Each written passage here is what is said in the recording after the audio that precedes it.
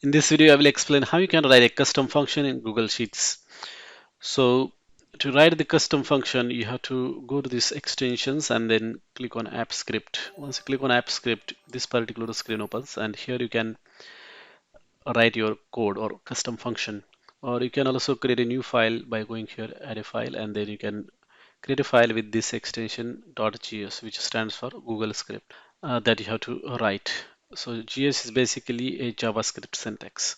So let us say I want to write a function. What it is gonna do is that it is gonna create the cube for the given number. For example, if I pass 3, then it should return 27. Okay, something like that.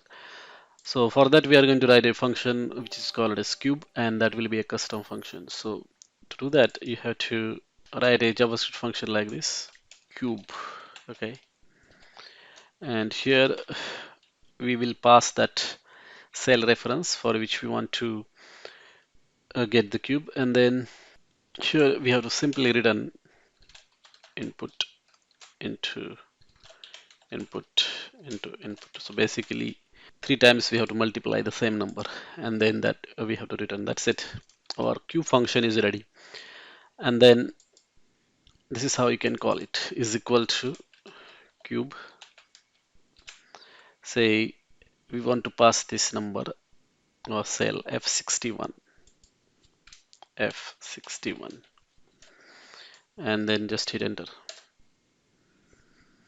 And you can see that this particular cube of that particular number is 27.